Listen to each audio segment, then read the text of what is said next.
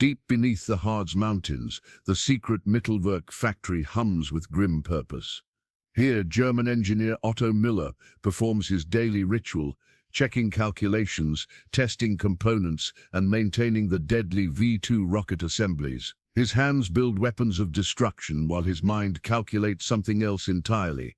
Every morning he passes through 3 security checkpoints, nodding to the SS guards who never suspect the sabotage hidden in his meticulous work.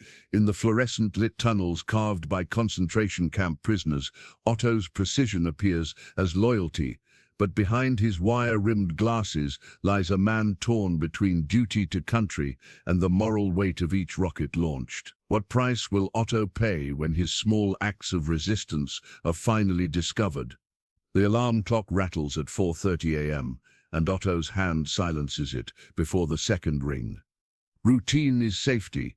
He slides wire-rimmed glasses onto his nose, bringing the sparse room into focus. Outside, darkness blankets the small village of Nordhausen. Otto moves with practiced efficiency, a trait that made him valuable to the Reich, and now serves his secret purpose.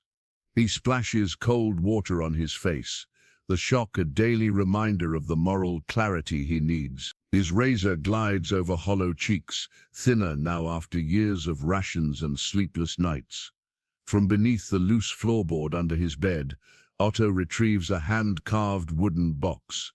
The craftsmanship hints at a gentler life before the war. Inside, nestled in velvet, lies his father's iron cross from the previous war, and a folded letter, the paper worn from frequent handling. His fingers trace his late wife Elsa's handwriting. "Remember who you truly are," she had written before the bombing that took her in. Otto allows himself exactly 3 minutes with the box each morning. Sentimentality is dangerous. The box returns to its hiding place. The sparse breakfast, a crust of dark bread, a scrape of margarine, fuels his body while his mind rehearses calculations and adjustments. Today he must reduce the effectiveness of the gyroscope, calibrations without raising suspicion. 1 degree of error compounds into kilometers of inaccuracy when the rocket descends on London. His landlady, Frau Weber, shuffles past his door. "Good morning, Herr Müller. Another day serving the fatherland."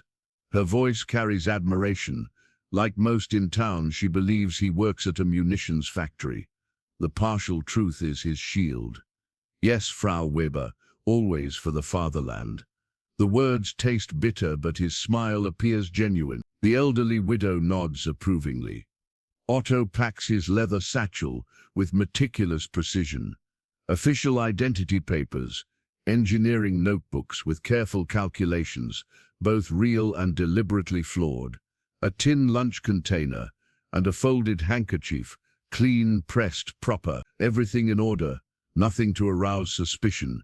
Outside, the streets remain quiet. Few civilians know what happens inside the mountain.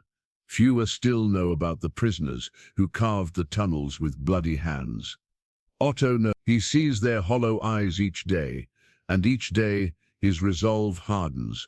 The bus arrives at 5:45 a.m. precisely, carrying technicians, guards, and administrators. Otto sits alone near the front. Conversation is minimal, voices hushed. Even here, listening ears might report careless words. Through the window he watches the familiar landscape transform as they approach the base of the Harz Mountains. The forest grows denser, and military checkpoints appear. The first perimeter fence, then the second. The bus slows. Otto adjusts his posture, straightens his tie, and prepares his expression: competent, dedicated, unremarkable. The wooden box may stay hidden beneath his floorboards, but its contents travel with him in memory. He places his father's honor and his wife's last request against the Reich's demands and finds the regime wanting. The bus stops.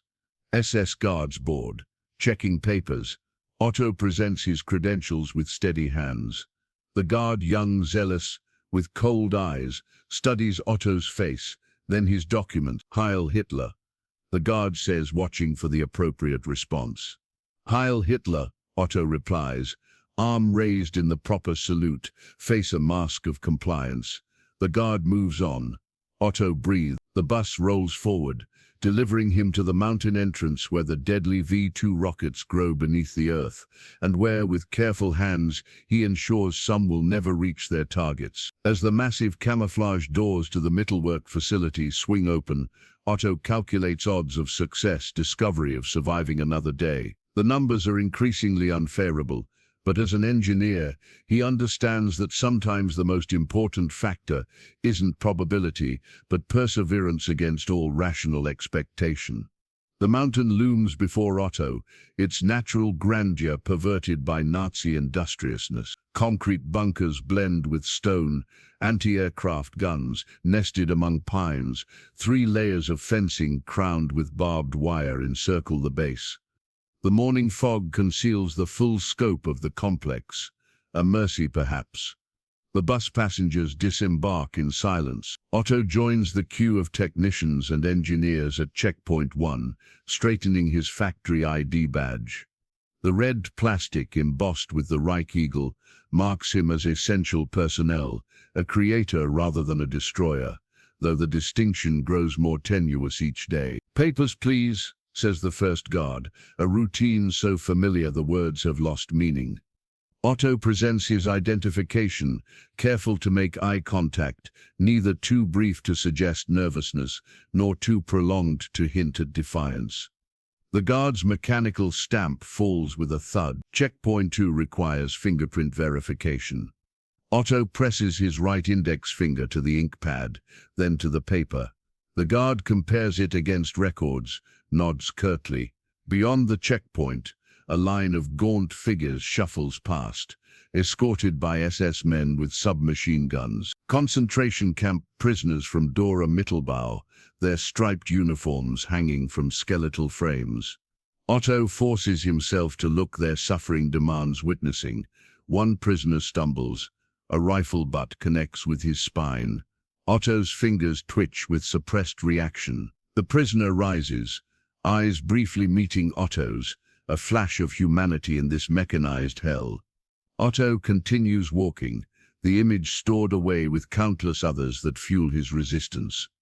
Checkpoint 3, the most rigorous. A stern-faced SS officer examines Otto's security clearance while another passes a metal detector over his body. They find nothing suspicious. Otto's sabotage requires no contraband, only calculations and patience. "Müller," the officer says, checking a list, "you're to report to Section D4 today." Direct order from Hauptsturmführer Brenner. Otto's pulse quickens. Section D4 houses the guidance system assembly, his planned target for today. "Understood, thank you." The massive steel doors to the mountain tunnel open with a pressurized hiss. Cool, sterile air rushes out, carrying the scent of machine oil, concrete dust, and fear. Otto steps into the artificial twilight of the entrance corridor, joining other engineers and technicians in the slow descent into the mountain. The industrial elevator, large enough to transport rocket components, groans under their weight. Fluorescent lights flicker overhead, casting harsh shadows on tired faces. No one speaks. The only sound is the rhythmic clank of the elevator mechanism and the distant drip of groundwater seeping through the mountain. Otto checks his watch. 6:27 a.m., 2 minutes behind schedule. Tiny deviations become magnified in the ordered world of the Mittelwerk. The elevator shudders to a stop at level 3, the doors sliding open to reveal the Cathedral of Destruction. The main assembly hall stretches before him, a vast underground cavern, carved by slave labor. Hundreds of workers move between partially assembled V-2 rockets. The silvery bodies of the missiles gleam under industrial lights, beautiful in their streamlined design, horrifying in their purpose. Progress perverted. Herr Müller, a young man in a pristine white lab coat, approaches, clipboard in hand. Klaus Schmidt, 25, brilliant and frighteningly devoted to both rocketry and Reich. His enthusiasm makes him dangerous. "I've been waiting. We have test results from yesterday's guidance calibrations." Otto nods, accepting the clipboard. "Good morning, Schmidt. Any anomaly? 3 units failed the precision test. Klaus lowers his voice. Quality control is becoming an issue. Hauptsturmführer Brenner is quite concerned. Otto scans the figures, noting with concealed satisfaction that his adjusted calculations have caused exactly the deviation he intended. I'll review the calibration protocols today. Perhaps the equipment needs recalibration. I've already ordered it, Klaus says, his eagerness to prove himself evident. Dr. von Braun himself will be inspecting our section this afternoon. Otto's stomach tightens. Werner von Braun, the visionary behind the V-2, a genius who had surrendered moral considerations to technological achievement. His presence complicates everything. Thank you for the warning. Otto hands back the clipboard.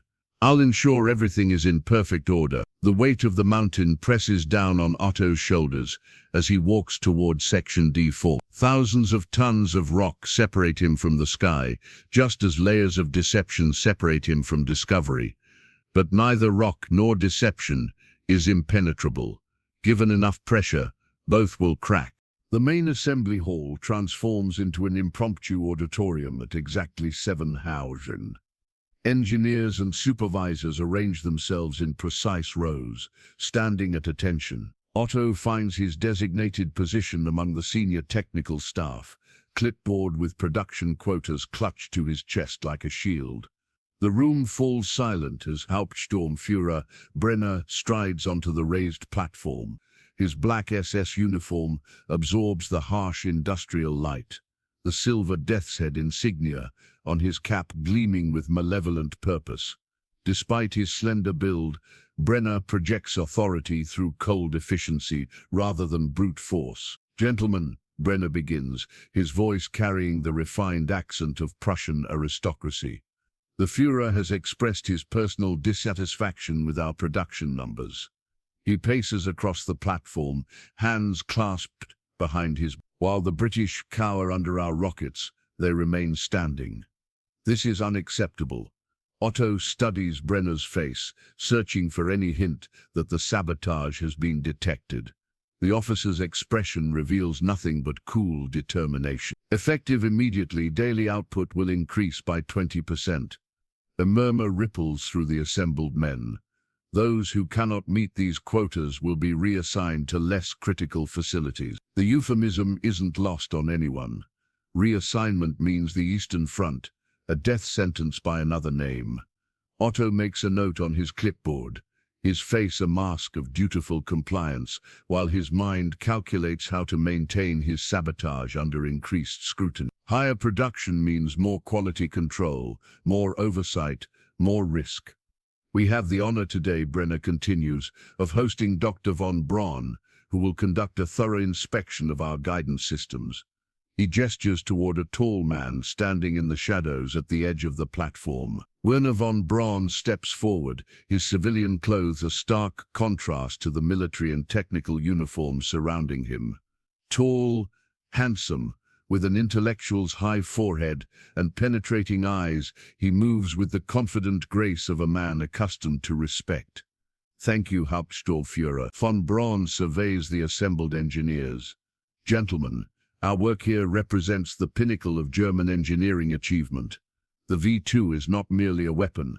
It is the first step into mankind's future among the stars. Otto has heard this speech before. Von Braun's attempt to elevate their deadly work into something noble. The rocket scientist continues, detailing technical improvements and future developments with genuine passion. His vision stretches beyond the war, beyond national borders, into the cosmos. But for now, his genius serves only destruction. The guidance system failures we've experienced are unacceptable. Von Braun says, his gaze sweeping across the technical staff. Otto feels the weight of that gaze but maintains his composure. I will personally review all calibration protocols today. The meeting transitions to technical briefings. Section leaders report status updates, while Brenner and von Braun listen intently. When Otto's turn comes, he steps forward with rehearsed confidence. Guidance system production is proceeding on schedule, he reports. We've identified minor calibration issues in the gyroscopic stabilizers, but expect to resolve them by tomorrow. The half-truth flows easily. There are indeed calibration issues, ones that Otto has carefully engineered. Von Braun's eyes narrow slightly.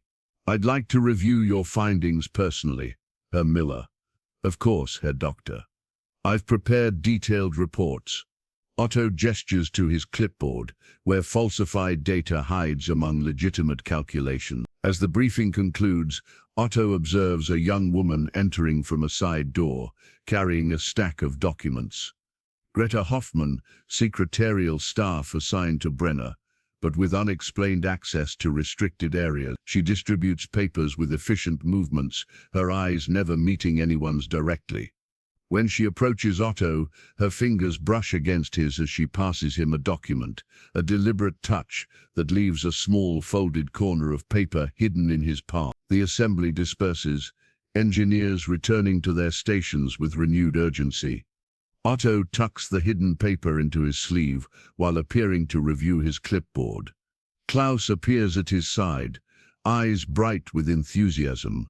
What an honor to have Dr. von Braun himself review our work, he says, voice hushed with admiration.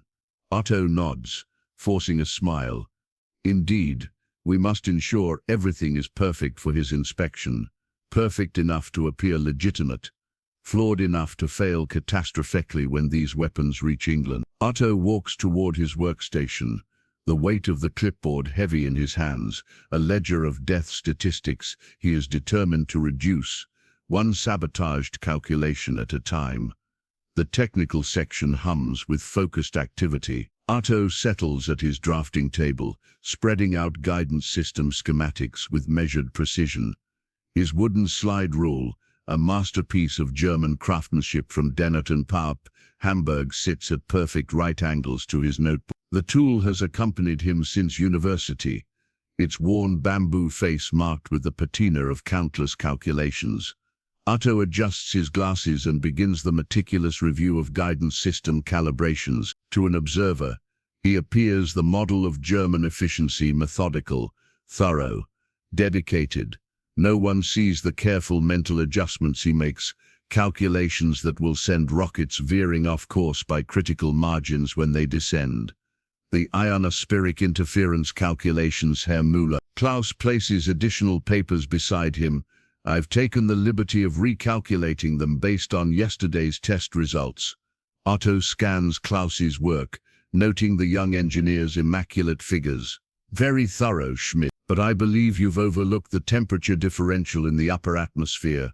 He points to a specific equation with his pencil. It creates a variance of approximately 3 degrees. Klaus frowns, leaning closer, but the specifications allow for tolerances of only precisely why we must adjust the fuel mixture ratios accordingly. Otto slides his pencil to another section of the blueprint. If we increase the oxidizer slightly, we can compensate. A convincing lie, the adjustment will actually compound the error, causing fuel burn irregularities during the descent phase. Klaus studies the calculations, his brilliant mind following Otto's logic paths without detecting the subtle misdirection. Yes, I see now, Klaus finally says, his confidence momentarily dented. Shall I implement these changes immediately? Let me verify with a second set of calculations first. Otto replies, precision is everything. Klaus nods and returns to his station. Otto exhales slowly, retrieving the hidden note from his sleeve while pretending to search for a reference chart. The paper bears a single line in Greta's neat handwriting. Inspection Tunnel D1350. His fingers crush the note into dust, letting the fragments fall unnoticed into his pocket. Across the room, a team assembles the gyroscope components that serve as the rocket's balance system. These delicate instruments, marvels of engineering, ensure the V-2 flies true to its programmed course. Otto has been making incremental modifications to their calibration protocols for months, introducing errors small enough to pass inspection but significant enough to send the rockets miles from their intended targets. Herr Müller, A female voice interrupts his thought. Otto looks up to find Greta Hoffmann standing beside his desk, holding a folder stamped classified. Her plain features arrange themselves into professional detachment, but her eyes convey urgency. Hauptsturmführer Brenner requires your verification on these specifications. She places the folder before him. Otto opens it, finding technical drawings of an improved gyroscope design. These require careful review. Please inform the Hauptsturmführer I'll have my assessment by tomorrow morning. He requests it by this afternoon. Greta replies, her voice lowered, before Dr. von Braun's inspection. I see. Otto nods, understanding the real message. I'll prioritize it then. As Greta turns to leave, she stumbles slightly. Otto reflexively reaches out to steady her, and in that brief contact, she presses something cold and metal into his palm. A key. Thank you, Herr Müller, she says formally. Withdrawing her hand, please be more careful with the specifications this time. Quality control rejected the last batch from your section. The warning sends a chill through Otto's spine. He watches Greta walk away, her stiff posture betraying nothing of their secret exchange. The key feels heavy in his hand. A new risk, a new opportunity. What was that about? Klaus has returned, his curiosity barely concealed. Additional work, Otto sighs, slipping the key into his pocket. It seems our section is under particular scrutiny today. The failed guidance systems from last week. Klaus nods knowingly. 3 rockets reported to have fallen in open countryside. The Führer himself has demanded answers. Otto affects appropriate concern. Then we must provide them. Would you retrieve the test logs from last week? I need to compare them with these new specifications. As Klaus hurries away, Otto returns to his calculations, the slide rule gliding under his fingers with practiced ease. Each adjustment he makes is like a prayer, for London families sheltering in underground stations, for the war to end, for his own survival. The bamboo ruler carries the weight of thousands of lives, moving along its calibrated edge between collaboration and resistance, precision and sabotage. The factory canteen operates with mechanical efficiency. Like every other aspect of the Mittelwerk, workers file through in scheduled shifts, marked by the blaring of electric bells. Engineers and administrators enter at 12:30, precisely, separate from the regular technicians, and far removed from the prisoner laborers who eat, if one could call it that, in their own squalid areas. Otto takes his place in the queue, tin food container tucked under his arm. The dull metal box holds simple fare, dark bread from Frau Weber's baking, a small portion of sausage, an apple saved from his weekly ration. The familiar food connects him to the outside world, to normalcy, to who he was before. He collects the standard issue coffee substitute, a bitter brew of roasted grains, and finds an open seat at a table of mid-level engineers. Conversation flows cautiously around him, men speaking in measured tones about production quotas and technical challenges. Politics remains largely unspoken, though the shadow of recent military setbacks hangs over the room. They're saying the Americans have crossed the Rhine at Remagen, murmurs Dieter Hoffmann, a propulsion specialist, voice barely audible over the clatter of cutlery. The bridge was supposed to be destroyed. Otto cuts his sausage with methodical precision. I hadn't heard. My brother-in-law is with the Wehrmacht in the West, continues Dieter, leaning forward. Their letters are heavily censored, but reading between the lines, he falls silent as an SS officer passes nearby. Across the table, Rudolf Kleinmann, a test supervisor, scoffs quietly. Rumors. The situation is temporary. The Führer has new weapons in development that will turn the tide. Otto chews his bread slowly, tasting Frau Weber's caraway seeds. The simple, honest flavor stands in stark contrast to the lies filling the room. The V-2 rockets, the wonder weapons, the propaganda ministry trumpets will not save Germany. Nothing will now. And yet the machine continues, consuming resources, labor, lives. What do you think, Miller? Kleinman asks, eyes narrowing. You're working on the guidance systems. Will your improvements make the difference? A dangerous question, Otto maintains a neutral expression. Engineering is about incremental progress. Each refinement brings us closer to optimal performance. A non-answer that satisfies without committing. Kleinman seems content, returning to his meal. A new figure approaches their table. An engineer Otto doesn't immediately recognize. Middle-aged, with premature gray at his temples and spectacles similar to Otto's own. "May I join you?" the man asks, gesturing to an empty seat. "Heinrich Weber, Electrical Systems." The others nod. Otto studies the newcomer with careful interest as he sets down his tray. Heinrich's hands bear the calluses and small burns of someone who works directly with components, not merely designs them. "I believe we haven't met," Heinrich says to Otto, "though I've heard your name mentioned in regard to the guidance calibration protocols." Otto Müller, he offers a small professional nod. "Nothing worth mentioning, I assure you, just routine adjustment." Heinrich's eyes hold his for a moment too long. Even routine adjustments can have significant impact, depending on where they're applied. "I've been reviewing some of the electrical system failures in the returned units." Otto's pulse quickens. Is this an accusation? A trap? He maintains his composure, taking a measured sip of the bitter coffee substitute. "Interesting work," he responds carefully. "Have you found any patterns?" "Patterns within patterns," Heinrich replies cryptically. "I'd be interested in comparing notes sometime. Perhaps tomorrow. I understand you sometimes work late in Section D." Before Otto can respond, a flash of movement catches his attention. Greta Hoffmann glides between the tables, distributing mail to various staff members. When she reaches their table, she places several envelopes before Kleinman and Dieter. "Nothing for you today, Herr Müller," she says professionally, but as she turns, her hip bumps his table, causing his tin container to shift. The contact appears accidental, but Otto notices a small folded paper now tucked beneath his bread. "Clumsy girl," mutters Kleinman, but Otto barely hears him, his focus on the note while maintaining an outward appearance of indifference.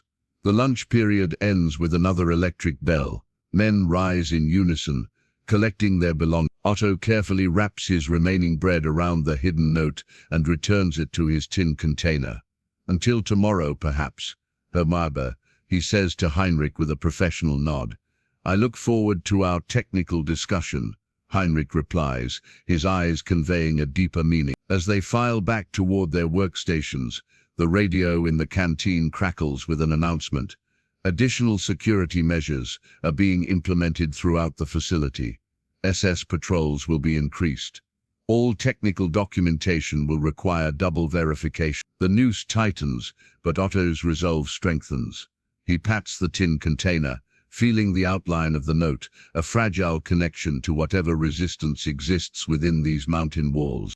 The afternoon brings a tangible shift in atmosphere. Word of von Braun's inspection spreads through the facility like an electric current. Technicians straighten workstations, engineers review calculations, supervisors bark orders with heightened tension. Otto uses the commotion to retreat to a small maintenance closet, where he finally examines Greta's note. "Shipment tonight, Northern Distribution. 17 units. 17 rockets destined for launch sites in northern Germany, aimed at London. 17 opportunities for failure." Otto commits the information to memory, then dissolves the paper in a small container of solvent kept for cleaning technical instruments.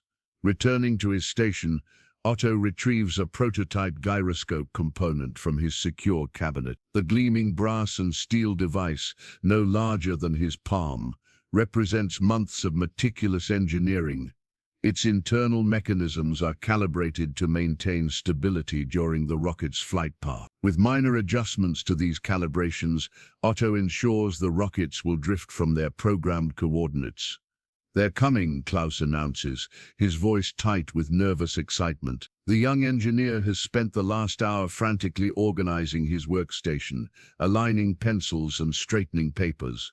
Otto calmly continues his work, making a final adjustment to the gyroscope.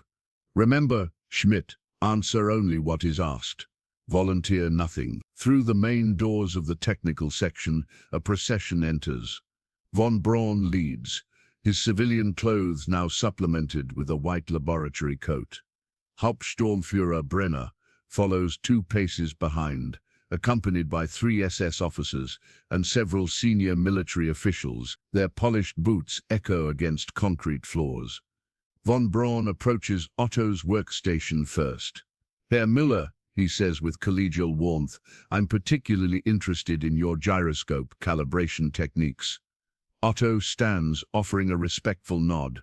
"Of course, Herr Doctor, I've prepared a demonstration of our latest protocols." For 20 minutes, Otto guides von Braun through a detailed technical explanation, presenting carefully sanitized data and demonstrating calibration procedures that appear thorough and precise. The rocket scientist asks penetrating questions that reveal his intimate understanding of the systems. Each query requires Otto to navigate between truth and deception without arousing suspicion. "Your methods are impressively rigorous," von Braun eventually concludes, examining the prototype gyroscope with expert hands. "Yet we continue to see deviations in field performance. Atmospheric conditions during descent phase present ongoing challenges." Otto replies, the prepared explanation flowing smoothly. "We're implementing compensatory algorithms in the next production series." Brenner steps forward, his cold eyes assessing Otto. "These deviations have cost the Reich valuable resources, Herr Müller. The Führer expects results, not excuses." "Not excuses, Hauptsturmführer, but solutions," Otto counters with measured confidence. "Each failed launch provides data we use to improve subsequent units. And how many more failures before perfection?" Brenner's question carries a thinly veiled threat. Before Otto can respond, a commotion erupts at the far end of the section. 2 SS men drag a technician from his workstation. The man, Schmidt from Quality Control, protests weakly as they force him toward the exit. "What is the meaning of this?" von Braun demands, frowning at the disruption. Brenner's thin lips curve in cold satisfaction. "Herr Schmidt has been identified as responsible for passing defective components through inspection. He will be thoroughly questioned." Otto watches Schmidt's terrified face as he's dragged away, maintaining an outward composure while his stomach churns with dread. Had Schmidt been caught in genuine incompetence, or was he part of the resistance? Either way, his fate is sealed. Von Braun's expression darkens momentarily before professional detachment returns. "Let us continue the inspection. I'd like to examine the fuel mixture control systems next." As the inspection party moves toward the next station, Brenner lingers, his gaze fixed on Otto. "We're implementing new security protocols, Herr Müller. Quality control will now include random testing by my personal staff." A pause, weighted with implication. "We must ensure everyone performs to their full potential for the fatherland." "Of course, Hauptsturmführer. I welcome any measures that improve our efficiency." Brenner holds his gaze for 3 uncomfortable seconds before following von Braun. Otto returns to his workstation, aware that his margin for error has just narrowed considerably. He glances at the prototype gyroscope, the seemingly innocuous device that could send rockets miles off target, sparing civilian lives in London, while condemning him should its true calibration be discovered. From across the room, Klaus watches him with newfound wariness. The young engineer's earlier enthusiasm has been tempered by Schmidt's arrest. A silent question hangs in his eyes, one Otto cannot afford to answer. The ventilation system in Section D East requires maintenance. At least that's what Otto's clipboard indicates, as he moves through the dim service corridor at precisely 13:15. His footsteps echo softly against concrete walls, still bearing the chisel marks of prisoner labor. Here, away from the main production areas, the mountain's natural coolness penetrates the artificial environment. Otto reaches junction box D42 and expertly removes the access panel, making a show of checking connections should anyone pass by. 3 minutes later, the sound of approaching footsteps causes him to tense until he recognizes Heinrich Weber's measured gait. The humidity affects the electrical relays in this section, Heinrich announces loudly for the benefit of any listening ear. Then, voice dropping to a whisper, "We have 4 minutes before the patrol returns." Otto nods, continuing to manipulate wires while they talk. "Schmidt from Quality Control. Not one of ours," Heinrich confirms grimly. "Just sloppy. Past components that should have failed standard testing." Brenner's implementing additional security measures. Heinrich reaches into the junction box, pretending to examine a connection, while passing Otto a tightly folded cigarette paper. "Your work is making a difference." British intelligence confirms 3 rockets in the last shipment failed to reach populated areas. A small surge of satisfaction warms Otto's chest, quickly tempered by caution. The next shipment leaves tonight, 17 units for northern distribution. "Can you access them before final inspection?" Otto shakes his head. "Too risky, but I've modified the calibration protocols for the gyroscopes. Subtle enough to pass inspection, significant enough to affect targeting." Heinrich's eyes narrow behind his spectacles. "Be careful. The tolerance for error is shrinking." "Who else is working with us?" Otto asks, keeping his hands busy with the wiring. "Better you don't know everyone. Compartmentalization keeps the network safer." Heinrich gestures to the cigarette paper. "That contains your next contact protocol. Memorize and destroy it." Otto nods, understanding the necessity. "What about Greta?" "Trustworthy. Former university student. Her father was a professor, arrested for criticizing the regime." Heinrich glances at his watch. The Allied forces have crossed the Rhine. The Reich is collapsing, but these monsters would rather launch every rocket than surrender. "Von Braun knows the war is lost," Otto murmurs. "I saw it in his eyes today. Von Braun cares only for his rockets, not where they land or who dies beneath them." Heinrich's voice carries bitter edge. His concern is preserving his work for whoever offers him sanctuary after the Reich falls. A distant door clangs shut. Both men tense. "Patrol returning early," Heinrich whispers. "Meet me tomorrow, same time, Tunnel B storage area." He raises his voice to normal levels. "Yes, the humidity readings are definitely affecting performance. I'll requisition dehumidifiers for this section." As Heinrich departs with a formal nod, Otto continues working on the junction box, carefully unfolding the cigarette paper, while shielded from view. The message is encoded in a simple substitution cipher, crude but effective, for brief communications. Allied bombing expected within 72 hours. Maximize critical failures. Prepare extraction route. Otto commits the message to memory, then places the paper on his tongue. The thin sheet dissolves almost instantly, leaving a bitter taste, much like the choices that have defined his life these past years. Replacing the junction box cover, Otto checks his watch. The inspection with von Braun has delayed his regular work schedule. He needs to return to Section D4 and implement the final calibration adjustments before the shipment receives final approval. As he turns to leave, a flicker of movement at the far end of the corridor freezes him in place. A shadow retreats around the corner, too quickly to identify, but distinctly human. Someone watching, someone listening. Otto forces himself to continue walking at a measured pace, mind racing through possibilities. A guard on routine patrol, a fellow engineer taking a shortcut, or someone monitoring his movements specifically. The ventilation system inspection provides plausible cover, but the timing of his meeting with Heinrich might raise questions. Otto reviews his recent interactions, searching for any slip that might have drawn attention. Klaus's newfound wariness, Brenner's penetrating stare during the inspection, Greta's risky communication methods. The walls of the underground facility suddenly seem to press closer, the weight of the mountain above more oppressive. 17 rockets will leave tonight, destined to rain destruction on London. His subtle sabotage will save some lives, but not all, never all. As he approaches the main production area, Otto straightens his posture and adjusts his expression to one of professional concentration. The secret meeting is over. The engineer returns. The mask slides back into place, hiding the resistance fighter beneath layers of careful deception. layers that may be growing dangerously thin. The alarm shatters the afternoon's methodical rhythm, a piercing wail that echoes through concrete tunnels and steel chambers. Engineers race at their stations, guards reach for weapons. In the rocket assembly area, Otto's hand pauses mid-calculation as red warning lights flash throughout the facility. Fuel chamber breach in testing bay 3, announces the loudspeaker in a voice devoid of panic. Emergency response teams report immediately. All non-essential personnel evacuate to safety zones.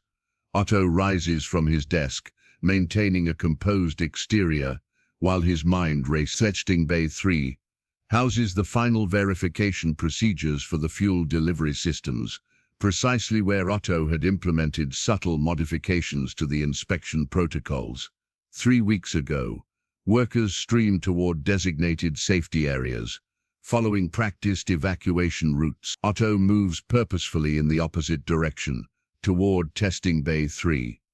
As a senior engineer with security clearance, his presence at an emergency would be expected, even commended. He passes through 2 security checkpoints, showing his credentials to guards too focused of the emergency to be thorough.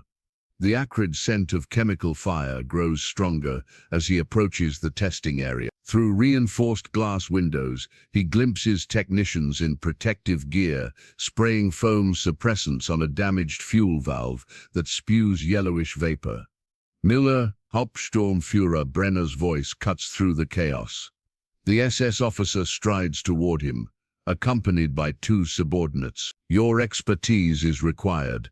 The fuel valve assembly has catastrophically failed during final testing. Of course, Hauptsturmführer. Otto nods professionally, following Brenner toward the control room adjacent to the testing bay. Inside, technicians monitor gauges and communicate with the emergency team through headsets. A damaged fuel valve lies on a steel examination table, its casing torn and internal components exposed. Otto approaches it carefully, maintaining a clinical detachment that masks his inner turmoil. This particular component, designed to regulate the flow of ethanol and liquid oxygen, bears the subtle markers of his modified testing protocol, which allowed microfractures to go undetected. 3 technicians injured, reports a supervisor, 2 with minor chemical burns, 1 more serious. Testing bay 3 will be inoperative for at least 48 hours. Unacceptable, Brenner snaps. We have delivery commitments to the northern launch sites. Herr Müller, your assessment of the failure. Otto examines the valve with methodical precision, using a magnifying glass to study the fracture patterns. Material fatigue combined with excessive pressure during testing, he announces, presenting the expected technical explanation. The safety protocols prevented a more serious incident, but this raises concerns about the current batch. Von Braun enters the room, his tall frame stooping slightly beneath the low doorway. His expression combines scientific curiosity with tightly controlled anger. Show me, he demands, moving beside Otto to examine the damaged component. For several tense moments, von Braun studies the valve, his fingers tracing the fracture lines with expert precision. Otto maintains his professional demeanor, despite the cold fear creeping up his spine. If anyone could detect deliberate sabotage disguised as mechanical failure, it would be the rocket's creator. This is the 3rd critical failure in 2 weeks, von Braun finally says, straightening to his full height. His gaze sweeps the room before settling on Brenner. Either our materials are increasingly substandard, or something more concerning is occurring. Brenner's expression hardens.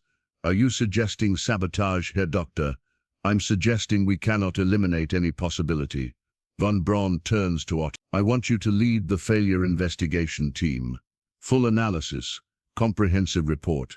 Identify whether this is an isolated incident or indicative of a systemic problem. Of course, Otto replies, his voice steady despite the irony of being asked to investigate his own sabotage. I'll assemble a team immediately. Include young Schmidt, von Braun adds. His attention to detail could be valuable. Klaus, the last person Otto would choose. The young engineer's growing suspicion could prove dangerous under such close collaboration. An excellent suggestion, Otto forces himself to agree. We'll begin at once. Brenner steps closer, invading Otto's space with deliberate intimidation. I'll be assigning one of my security officers to your investigation team as well, Herr Müller, to ensure all protocols are properly followed. The implication is clear. Brenner suspects internal sabotage, and Otto's team will be watched closely.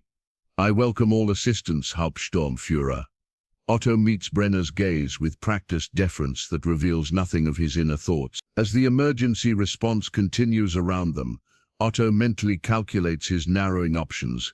The damaged fuel valve has accomplished its purpose, delaying rocket shipments, perhaps saving lives in London, but at the cost of increased scrutiny and suspicion. The investigation team presents both danger and opportunity. Access to critical systems, but under watchful eyes. Through the observation window, he watches the cleanup crew in their protective suits, moving through clouds of dissipating chemicals. One worker stumbles, overcome by fumes despite his mask. Another rushes to assist. Even here, human instinct overcomes training. Even here, in this factory of death, there remains the impulse to save lives rather than take them. Security Section B lies in the deepest part of the mounting complex, far from production areas and technical offices. Few engineers have reason to visit this wing with its reinforced doors and soundproofed walls. The air here carries a different quality, stale, tinged with fear and disinfectant, as though attempting to scrub away what happens within these rooms. Otto sits rigidly on an uncomfortable metal chair, a technical manual open before him. The Reich Eagle on its cover is partially obscured by a dark stain, blood that has dried to a rusty brown. He forces himself to focus on the fuel valve schematics rather than the man slumped in the chair across the table. Karl Wagner from Quality Control, the engineer who had been removed during the inspection, barely resembles the precise, fussy man Otto had known for 2 years. His face is swollen, one eye completely closed. His white shirt, once immaculate, now bears the evidence of Brenner's interrogation methods. Once more, Herr Wagner, Brenner says, his voice remaining cultured and calm despite the violence of the past hour. Explain the pattern of failures in the components you approve. Wagner's breathing comes in shallow gasps. I told you, material fatigue, high production quotas leading to reduced quality control checks. Brenner sighs, the sound expressing disappointment rather than sympathy. He nods to his assistant, who steps forward and presses a truncheon against Wagner's already broken fingers. The man's scream echoes briefly before he manages to choke it back. Herr Müller, Brenner turns to Otto, his manner shifting to professional courtesy. From an engineering perspective, could these failures result simply from material fatigue and rushed inspections? Otto feels sweat forming at his temples despite the room's chill. He must measure his answer precisely: enough truth to be credible, enough ambiguity to protect both Wagner and himself. It's certainly possible, he begins, studying the schematics rather than meeting Brenner's eye. The aluminum alloys we've been receiving in recent months show inconsistent quality due to resortages. When combined with accelerated production schedules, he allows the technical explanation to continue, drowning Brenner in plausible detail. Brenner eventually raises a hand to stop him. So you see no evidence of deliberate sabotage in these failures? Otto finally looks up, meeting the SS officer's cold gaze with professional composure. Based solely on the technical evidence before me, these failures appear consistent with material stress and quality control issues. Not a lie, precisely. The sabotage was designed to accelerate and exploit exactly these weaknesses. Wagner's uninjured eye finds Otto's, a moment of silent communication passing between them. Though not part of the resistance, Wagner had always been meticulous, taking pride in his work. His failure had been one of pressure and exhaustion, not sabotage, yet he suffers nonetheless. Perhaps a more thorough analysis of the production records would help clarify matters, Otto suggests, breaking eye contact with Wagner. I could review the documentation for the failed components, tracing them back through the manufacturing process. Brenner considers this, tapping his immaculate fingers against the table. Yes, I think that would be most helpful, Herr Müller. I'll have all relevant files delivered to your office. A thin smile. You understand the urgency, of course. Of course, Otto agrees, gathering his papers. The Reich cannot afford delays in production. One more thing before you go, Brenner adds, almost casually. We've been monitoring communications within the facility more closely. Interesting patterns emerge when one knows what to look for. Maintenance requests in specific areas, ventilation checks scheduled at odd intervals. Otto's pulse quickens, but he maintains his composure. Efficient maintenance is critical to production. I'd be happy to review any irregular patterns from an engineering perspective. That won't be necessary, Brenner dismisses. My men are quite thorough. Wagner, for instance, made 3 unauthorized visits to the electrical systems section last month. Curious behavior for a quality control engineer, wouldn't you agree? Before Otto can respond, Wagner finds his voice. I was checking component compatibility with the new wiring specifications. Ask Heinrich Weber. He authorized the inspections. Brenner's expression reveals nothing. Yes, Herr Weber has provided a similar explanation. Most convenient. Otto rises, sensing dismissal. If there's nothing else, Hauptsturmführer, I should begin analyzing those production records. By all means, Brenner gestures toward the door. But remember, Herr Müller, in matters of security, thoroughness is even more important than in engineering. We must examine every connection, every ring from standard procedure. As Otto reaches the door, Wagner calls out, Müller, tell my wife. A sharp blow cuts off his words. I'm afraid Herr Wagner will be detained until our investigation is complete. Brenner says smoothly, security concerns, you understand. Otto nods stiffly and exits into the corridor, the heavy door sealing behind him with pneumatic finality. The blood-stained technical manual trembles slightly in his hand, the only external sign of the turmoil within. Wagner is not resistance. Heinrich is now under suspicion. The connections Brenner seeks lead directly to Otto himself. How soon before he occupies Wagner's chair, facing the same methodical brutality? How many more rockets can he sabotage before then? How many lives saved to balance against his own? The transition to evening shift brings subtle changes to the Mittelwerk. Lighting remains harsh and constant. There is no day or night in the mountain's heart, but the atmosphere shifts as the staff thins and the rhythm slows. Security patrols become more predictable, following established patterns that Otto has carefully mapped over months.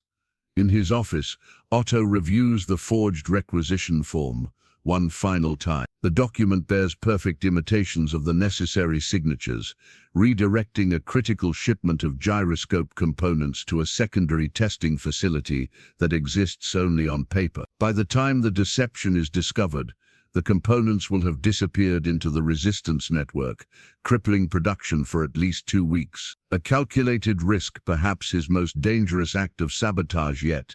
But with the Allied forces advancing and Brenner's net tightening, bold action has become necessary. Otto slips the form into a folder marked Priority Transfers and places it precisely on the corner of his desk, where the outgoing requisitions are collected. He checks his watch. 1942. The administrative clerk will make her final rounds at 20 gallon, collecting documents for processing. That gives Otto time to implement the second part of his plan, modifying the test data for tomorrow's gyroscope. Calibrations. The sound of approaching footsteps interrupts his thoughts. Otto quickly opens a legitimate technical file as the door swings open without a knock. Werner von Braun enters, his tall frame stooping slightly beneath the low concrete doorway. Working late, Herr Müller? Commendable dedication. The rocket scientist moves to the drafting table, where guidance system schematics lie spread beneath the harsh light. Otto stands respectfully. Herr Doctor, I didn't expect you to still be in the facility. The failures today raised concerns that require my personal attention. Von Braun studies the technical drawings with expert eyes. The Führer has demanded accelerated production despite material shortages. An impossible equation, yet we are expected to solve it. We do what we can with what we have, Otto replies carefully. Von Braun's finger traces a guidance circuit diagram. I've been reviewing your calibration modifications, most impressive adaptations to compensate for substandard materials. Your work shows remarkable creativity. Something in von Braun's tone, a subtle emphasis, raises Otto's internal alarms. Is this praise or suspicion disguised as compliment? Engineering is ultimately problem-solving. Otto responds neutrally. Each challenge requires adaptation. Von Braun straightens, fixing Otto with a penetrating gaze. Indeed, and you've proven quite adaptable. He places a folder on the desk. New technical specifications. The Führer has approved my proposal for a guidance system modification. Implementation begins immediately. Otto scans the documents, recognizing a significant redesign that would render his current sabotage methods ineffective. This will require extensive retooling. Yes, priority authorization has been granted. You'll lead the implementation team. Von Braun moves toward the door, then pauses. One more thing. Your assistant, Schmidt, has requested transfer to my direct staff. I've approved it, effective immediately. The news hits Otto like a physical blow, though he maintains his composed exterior. Klaus, working directly with von Braun. Away from Otto's influence and supervision, a dangerous development. Klaus has tremendous potential, Otto manages to say. He'll serve you well. After von Braun departs, Otto returns to his desk, mind racing with implications. The redesigned guidance system. Klaus's transfer. The timing suggests connection rather than coincidence. A soft knock at the door interrupts his thoughts. Greta enters with a stack of files, her expression professionally blank, beneath the watching security camera in the corridor. The production reports you requested, Herr Müller, she says, placing them on his desk. As she arranges the papers, she whispers, Heinrich has been arrested. Brenner knows about Tunnel B. Cold fear spreads through Otto's chest. Thank you, Fräulein Hoffmann. Most efficient as always. As she turns to leave, Otto notices a figure hovering in the doorway. Klaus stands watching them, his young face impossible to read. How long has he been there? What did he overhear? Ah, Schmidt, Otto forces normalcy into his voice.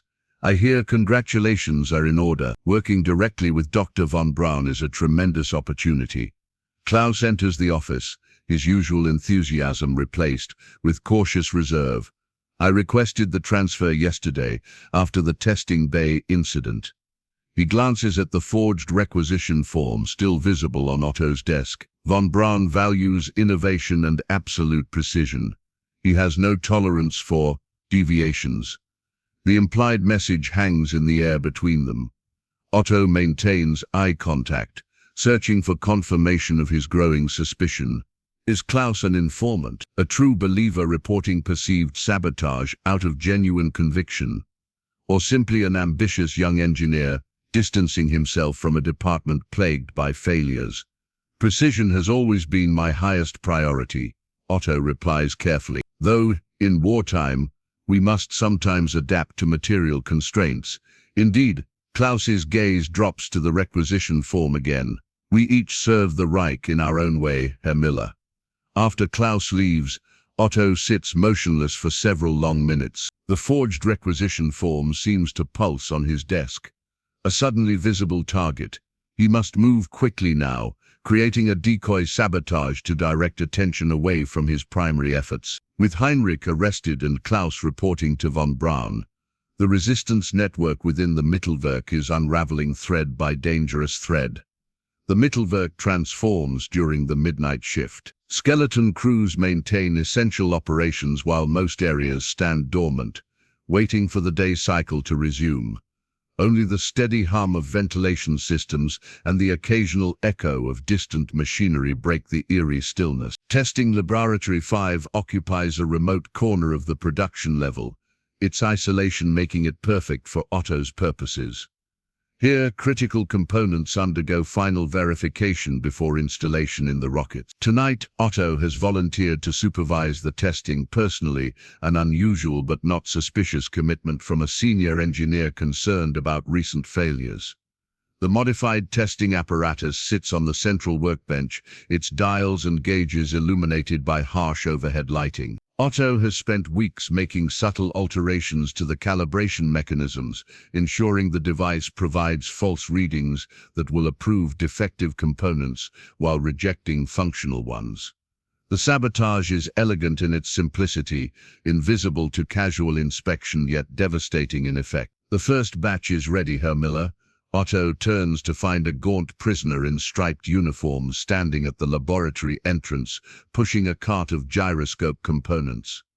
The man's hollow eyes and shaved head mark him as one of the concentration camp laborers forced to work in the facility. A yellow triangle on his uniform identifies him as a political prisoner rather than a common criminal.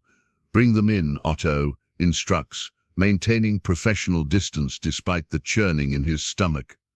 He has seen these prisoners daily for years, yet never grown accustomed to their suffering. The prisoner wheels the cart to the testing station and begins unloading components with practiced efficiency.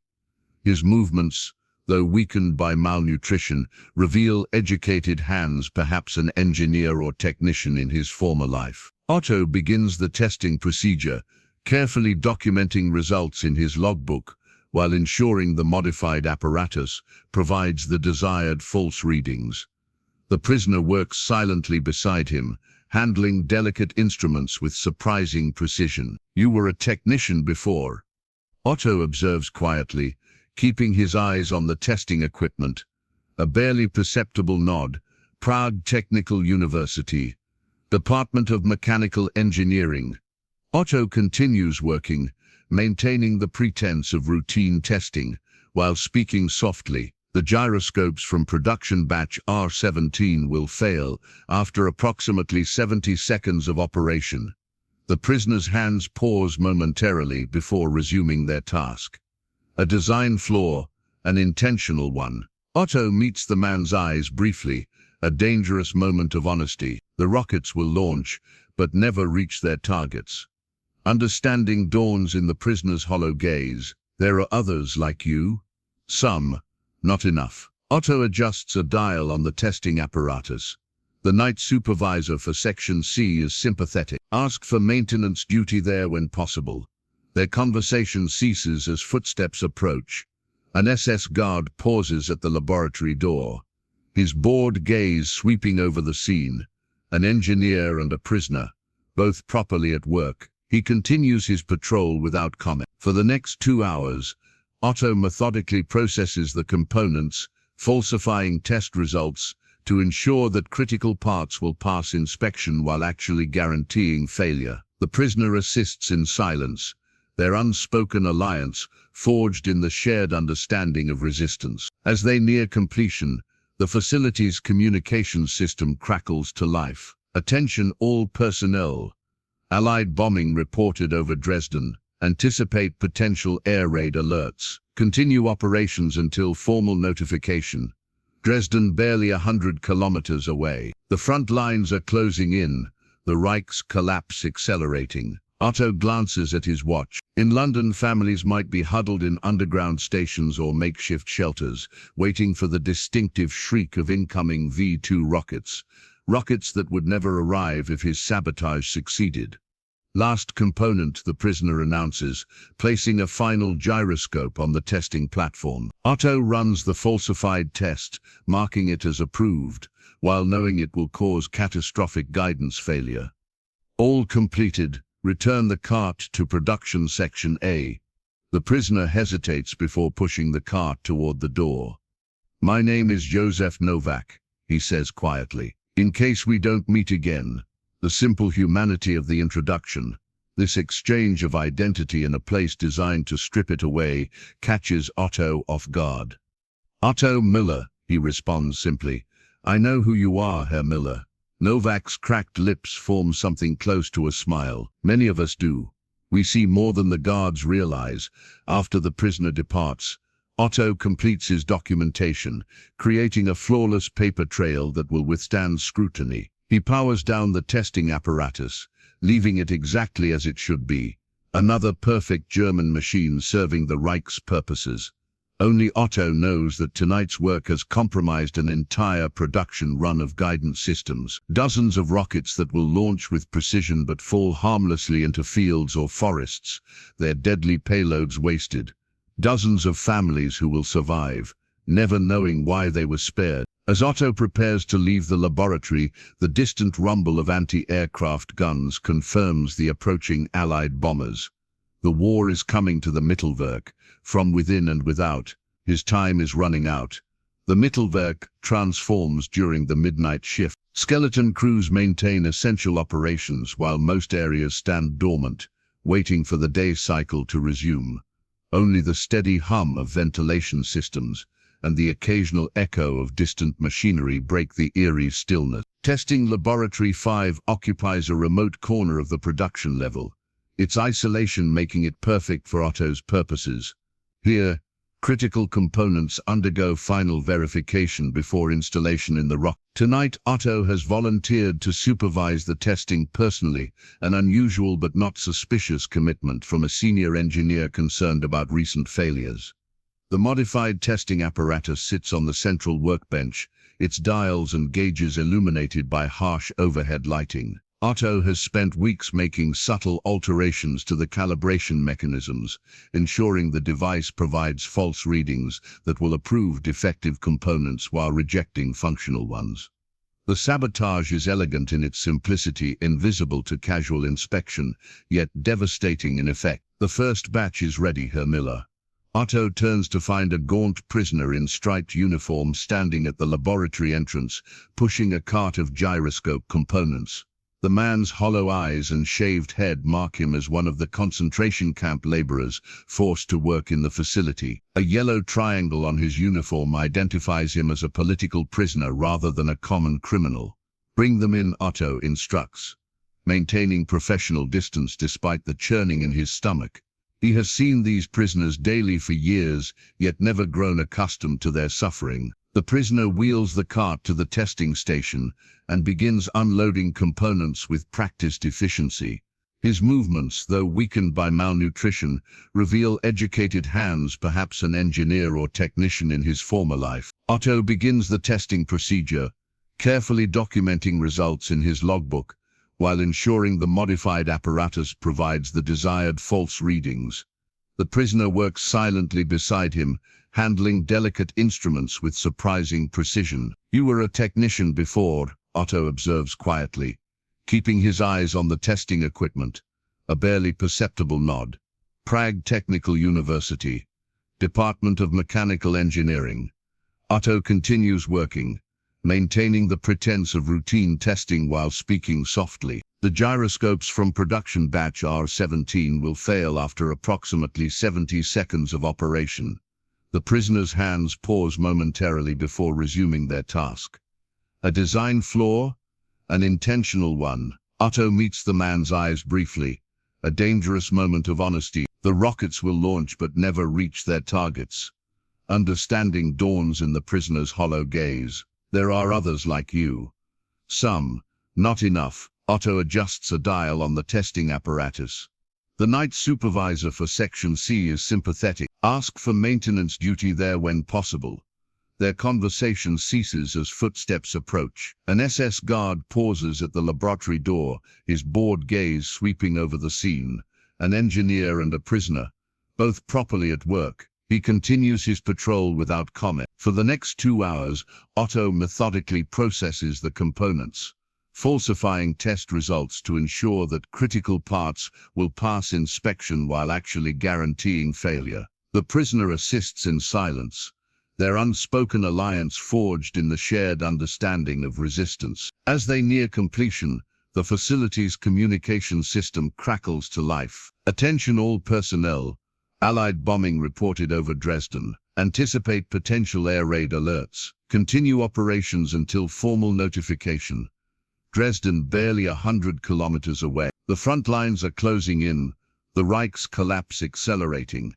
Otto glances at his watch. In London, families might be huddled in underground stations or makeshift shelters, waiting for the distinctive shriek of incoming V-2 rockets. Rockets that would never arrive if his sabotage succeeded. Last component, the prisoner announces, placing a final gyroscope on the testing platform. Otto runs the falsified test, marking it as approved, while knowing it will cause catastrophic guidance failure. All completed. Return the cart to production section A. The prisoner hesitates before pushing the cart toward the door. "My name is Joseph Novak," he says quietly, "in case we don't meet again." The simple humanity of the introduction, this exchange of identity in a place designed to strip it away, catches Otto off guard. "Otto Müller," he responds simply. "I know who you are, Herr Müller." Novak's cracked lips form something close to a smile. "Many of us do. We see more than the guards realize." After the prisoner departs, Otto completes his documentation, creating a flawless paper trail that will withstand scrutiny. He powers down the testing apparatus, leaving it exactly as it should be, another perfect German machine serving the Reich's purposes. Only Otto knows that tonight's work has compromised an entire production run of guidance systems, dozens of rockets that will launch with precision but fall harmlessly into fields or forests, their deadly payloads wasted. Dozens of families who will survive, never knowing why they were spared. As Otto prepares to leave the laboratory, the distant rumble of anti-aircraft guns confirms the approaching Allied bombers. The war is coming to the Mittelwerk, from within and without. His time is running out. The night shift ends at 0400 hours. Otto joins the sparse crowd of engineers and technicians trudging toward the mountain's exit, each step carrying him closer to the world above. The facility's rhythmic machinery fades behind him, replaced by the heavy silence of exhaustion. 3 checkpoints again, but reversed. A gauntlet designed as much to prevent information from leaving as to control who enters. At the first internal checkpoint, Otto presents his papers with practiced calm. "Late shift, Herr Müller?" asks the guard, examining his timestamp. "Testing calibrations for the new guidance systems," Otto replies, the half-truth flowing easily after years of practice. The guard nods, seeming satisfied, but Otto notices something unusual, a second guard watching him intently from several meters away, not openly staring but observing with trained attention. When Otto moves toward the next checkpoint, the second guard casually follows, maintaining distance while keeping him in sight. At the second checkpoint, fingerprint verification again. Otto presses his index finger to the ink pad, then to the paper, conscious of the watching guard. The standard procedure feels suddenly fraught with invisible tension. "One moment, please," says the checkpoint guard, comparing the fingerprint to Otto's records for longer than usual. There seems to be a discrepancy. Otto's heart rate increases, but his expression remains neutral. "A discrepancy? The system shows you signed out already." The guard frowns. "At 0320 hours, a clerical error or deliberate trap." Otto shakes his head with mild confusion. "That's impossible. I've been in testing laboratory 5 since midnight." The guard makes a notation, then reluctantly waves him through. "Technical errors with the new system. Proceed." The final checkpoint, the massive doors that separate the underground facility from the outside world. As Otto approaches, he notices Hauptsturmführer Brenner conversing with 2 SS officers, their eyes flicking briefly in his direction. Brenner nods almost imperceptibly to the shadowing guard. Otto presents his papers one last time, hyper-aware of Brenner's proximity but avoiding any appearance of concern. The authorization stamp falls with a heavy thud. The doors open, revealing pre-dawn darkness and the first hint of fresh air, a shocking contrast to the stale, processed atmosphere of the mountain. The workers' bus idles outside, exhaust condensing in the cold morning air. Otto boards with deliberate calmness, taking his usual seat near the front. Through the window, he observes Brenner speaking to a man in civilian clothes, who immediately walks to a black Mercedes and begins following the bus as it pulls away from the facility. The journey to Nordhausen passes in tense silence. Otto stares out the window at the gradually lightening landscape, calculating options and risks. The Mercedes maintains a consistent distance behind the bus, not trying to hide its surveillance. When the bus reaches town, Otto disembarks and walks toward his apartment building with measured steps. The Mercedes cruises past, then parks at the end of the street. A man in a grey coat emerges and lights a cigarette, his attention fixed on Otto's building while affecting casual indifference. Otto climbs the narrow staircase to his third-floor apartment, footsteps echoing in the quiet building. At his door he pauses. The faintest scent of unfamiliar tobacco hangs in the air. Someone has been here. He unlocks the door and enters cautiously. Nothing appears disturbed at first glance. German efficiency extends even to searches. But Otto's practiced eye notices minute discrepancies. His bookshelf has been examined. Volumes sit millimeters out of place. His desk drawer is closed but not fully aligned. The loose floorboard beneath his bed, his hiding place, shows microscopic scratches around its edge. A soft knock startles him. Otto opens the door to find Frau Weber, his elderly landlady, clutching her worn robe around her thin frame. "Herr Müller," she whispers, glancing nervously down the hallway. "Men came yesterday, asked questions about you." "What kind of men, Frau Weber?" "SS. Wanted to know your habits when you come and go." Her lined face creases with worry. "I told them you're a model tenant, a patriot working for the Reich." Otto forces a reassuring smile. "Thank you. Nothing to worry about, routine security checks." After she leaves, Otto carefully searches his apartment. The hand-carved wooden box remains beneath the floorboard, but the contents have been disturbed. His father's iron cross lies at a different angle.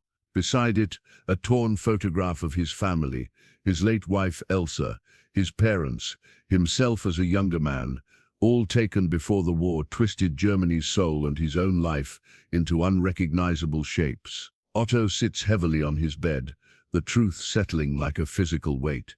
His careful deception is unraveling. Brenner suspects. Klaus has likely reported him. The resistance network within the Mittelwerk is compromised. Heinrich arrested. Perhaps others too. Otto must destroy evidence, yet preserving some means of continuing his work. With methodical precision, the same attention to detail that makes him valuable as both engineer and saboteur. He begins preparing for the inevitable confrontation. Incriminating notes, pulverized and flushed away. Coded communications memorized, then destroyed. Contingency plans reviewed. Through his window, the Mercedes remains parked on the street below, waiting, watching. The sun rises over Nordhausen, revealing a world of sharp contrasts and lengthening shadows. 3 hours of fitful sleep leave Otto more exhausted than refreshed. He rises at precisely 800 hours, performing his morning routine with mechanical efficiency despite the dread pooling in his stomach. Today will be different. He can feel it with certainty. The watcher remains on the street below, a second man now joining him in their poorly disguised surveillance.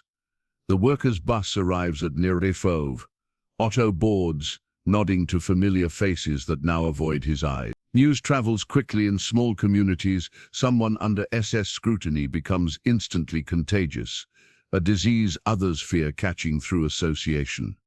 At the Mittelwerk entrance, the security procedures intensify. A thorough pat-down, additional document verification. Even his leather satchel receives unusual scrutiny, each pencil and technical tool examined before being returned. Proceed to Administration Section A. Instructs the final checkpoint guard, deviating from Otto's normal clearance. Hauptsturmführer Brenner is expecting you. The walk to administration feels like a procession. Workers glance at Otto, then quickly away. Even the prisoner laborers sense something, their hollow eyes tracking his passage with grim understanding. Administration Section A. The nerve center of the Mittelwerk security apparatus radiates cold efficiency. Otto is led through polished corridors to a conference room where Brenner waits, standing beside a table covered with technical schematics. Klaus stands nearby, his young face a mask of professional detachment. "Ah, Herr Müller." Brenner gestures to a chair across the table. "Thank you for joining us this morning." No choice was offered, but Otto nods as though this were a normal professional meeting. Hauptsturmführer Schmidt. Klaus avoids direct eye contact, focusing instead on the documents spread across the table. With a shock, Otto recognizes them, his own schematics for the guidance systems, including annotated notes he had kept hidden in his office, the ones with the subtle calculations for deliberate calibration errors. "We've been reviewing your work quite extensively," Brenner continues, his cultured voice pleasant despite the predatory gleam in his eyes. "Herr Schmidt has been particularly helpful in interpreting some of your more creative engineering solutions." Otto remains silent, evaluating his options. Denial seems pointless. The evidence lies before them. His gaze shifts to Klaus. The betrayal stings despite its inevitability. The ambitious young engineer had chosen career advancement and ideological purity over the moral complexities that tormented Otto. "These calibration adjustments," Brenner taps the schematic with a manicured finger, "appear to introduce systematic errors into the guidance systems, quite subtle, almost undetectable. Yet when implemented across multiple components, they compound into significant targeting deviations." Otto maintains composed silence. According to Herr Schmidt's analysis, these adjustments would cause rockets to miss their targets by several kilometers, enough to appear as normal mechanical failures rather than deliberate sabotage. Klaus finally speaks, his voice clinically detached. "The mathematical precision is actually quite remarkable. Each individual deviation remains within acceptable tolerance ranges, but the cumulative effect is catastrophic to accuracy. A professional compliment wrapped inside betrayal." Otto almost appreciates the technical respect, even as it condemns him. "Your colleagues have been most cooperative," Brenner continues. "Herr Weber, in particular, provided interesting insights into your extracurricular activities before his unfortunate suicide yesterday." The news hits Otto like a physical blow. Heinrich dead, officially suicide, which in SS terminology likely meant tortured, until death provided escape. "Nothing to say, Herr Müller." Brenner's eyebrow rises slightly. "No explanations for these technical anomalies." The door opens before Otto can respond. Greta enters with a stack of files, her eyes briefly meeting Otto's with unmistakable warning. "The production reports you requested, Hauptsturmführer," she says, placing them on the table. "Thank you, Fräulein Hoffmann." Brenner dismisses her with a casual wave. As Greta turns to leave, she stumbles slightly, her hand brushing against Otto's shoulder to steady herself, a near-identical replay of their previous exchange. This time, however, Otto feels nothing pressed into his palm. The gesture itself is the message. She remains free, uncaught, still operational.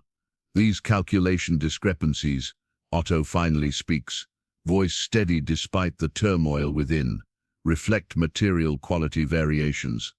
As resources become scarce, engineers must adapt standard protocols." A convenient explanation. Brenner's smile doesn't reach his eyes.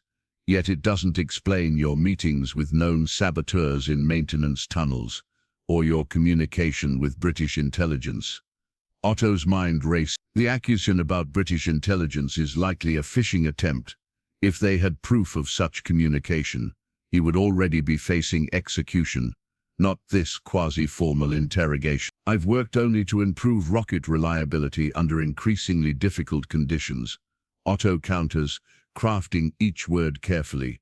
"If adaptive engineering appears suspicious to non-technical observers, I apologize for the confusion." Klaus pushes forward a different schematic. Otto's final sabotage plan for the gyroscope calibration systems. This modification would have disabled an entire production series, hardly an adaptation to improve reliability.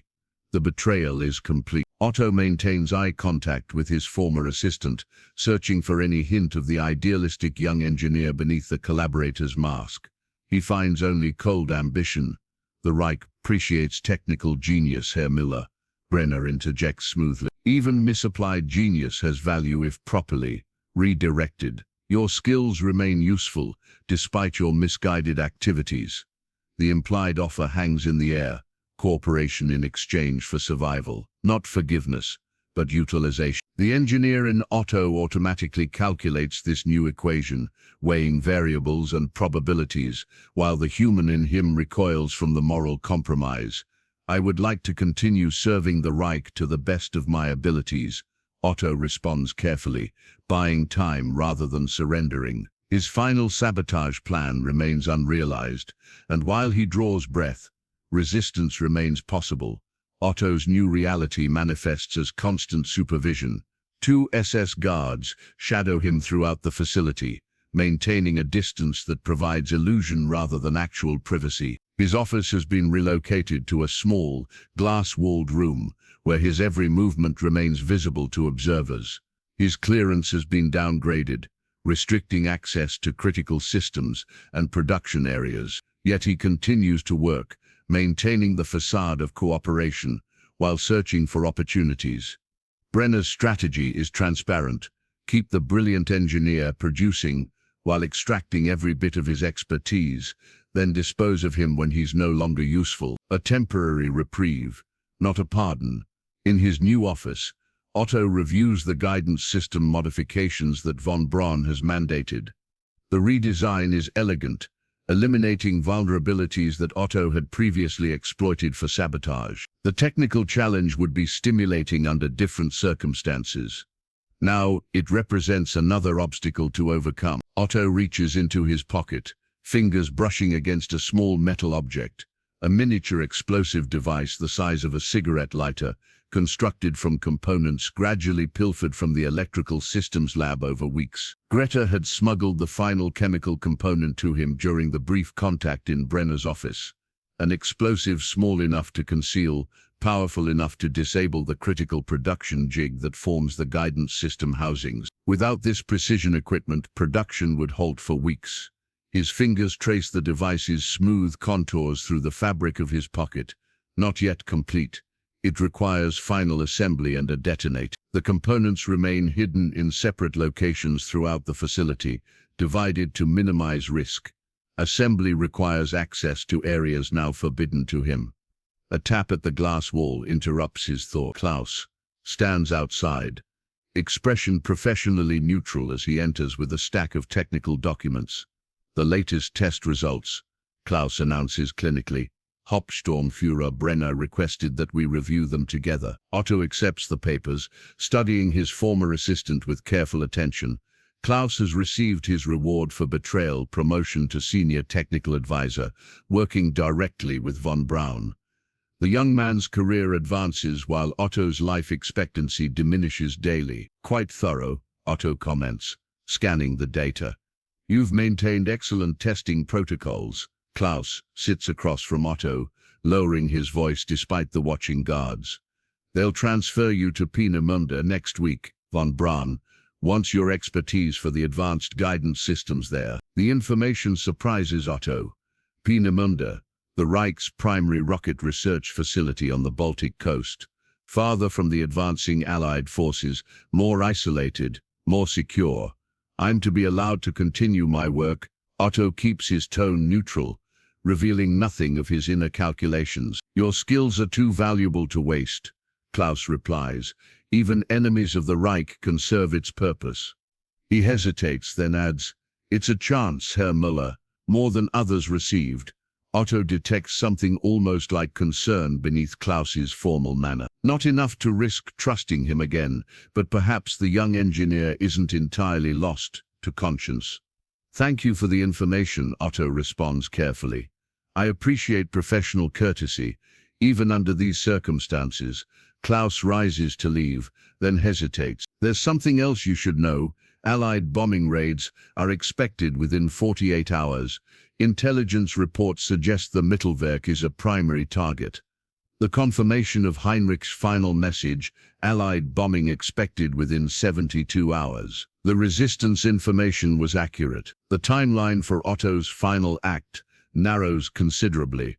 After Klaus departs, Otto continues reviewing the technical documents, his mind working on multiple problems simultaneously.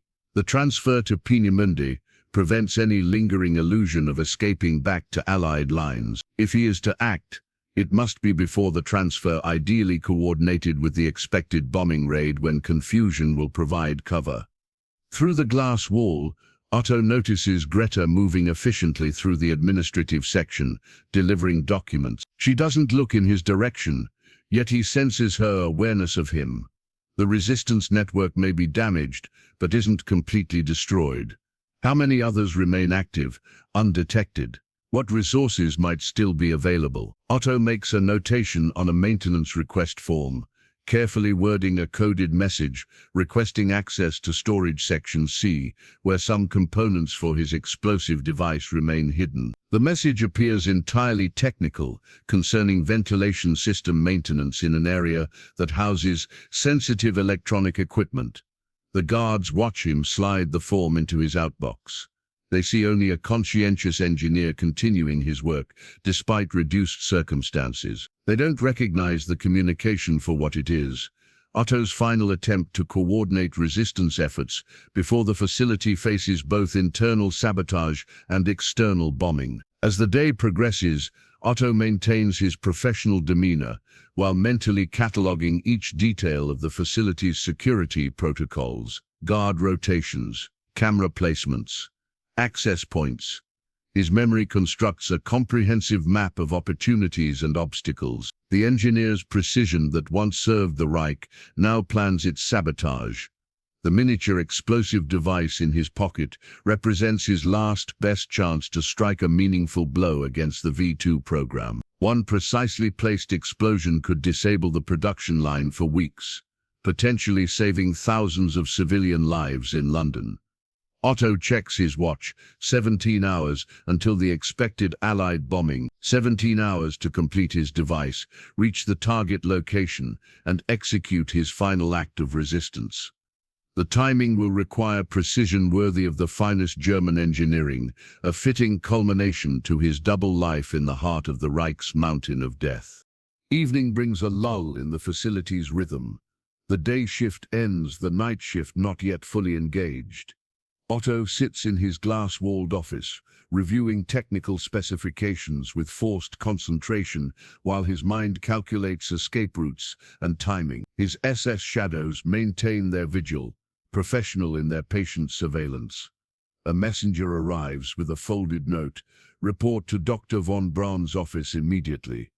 Otto rises, gathering his technical documents. The guards flank him as he walks through the facility's winding corridors, their boots echoing against concrete floors. Von Braun's office occupies a privileged space in the administrative section, larger than standard, with actual windows cut into the mountain rock, offering narrow views of the forested exterior. Unlike the utilitarian spaces elsewhere, this room features wooden furnishings, proper lighting, even a small collection of books. The trappings of civilization preserved in the heart of barbarism. The rocket scientist sits behind his desk, a technical journal open before him. Otto recognizes the distinctive blue binding, the Annalen der Physik, the prestigious German physics journal, where Einstein had published his relativity theories before being driven from Germany. Von Braun's signature marks the inside cover. This is his personal copy. Leave us, von Braun instructs the guards. Wait outside. They hesitate, clearly under orders to maintain constant watch. I said leave us, von Braun repeats, with surprising authority. Hauptsturmführer Brenner has approved this meeting. You may verify with him if necessary. The guards withdraw reluctantly, closing the door but remaining visible through the small window. Von Braun watches them, then activates a radio on his desk, turning the volume up slightly. Classical music fills the room, Bach's intricate patterns, providing both aesthetic pleasure and practical cover for conversation. "Please sit, Herr Müller." Von Braun gestures to the chair across from him. "I believe we can speak candidly now." Otto sits cautiously, maintaining professional composure. "What would you like to discuss, Herr Doctor?" "Your sabotage efforts, of course." Von Braun states this casually, as though commenting on the weather. "Quite ingenious, from a technical perspective. The calibration modifications in particular demonstrated remarkable understanding of the guidance systems." Otto remains silent, assessing whether this is another trap or interrogation technique. "I've known for months," Von Braun continues, studying Otto's reaction. "The patterns were clear to someone intimately familiar with the systems. Yet I said nothing to Brenner or his SS colleagues." "Why?" Otto finally asks, the single word heavy with implication. Von Braun leans back in his chair, fingers forming a steeple beneath his chin. "A complex question. Perhaps I recognized something in your methods. The precision, the elegant problem-solving. The mind of a fellow scientist. Scientists don't typically create weapons of terror." Otto counters quietly. "Don't they?" Von Braun's smile lacks warmth. "What is the history of scientific advancement but the steady improvement of mankind's capacity for destruction? From the first stone axe to the atomic bombs the Americans are developing. You know about the atomic program. I know many things, Herr Müller, including the fact that Germany has lost this war."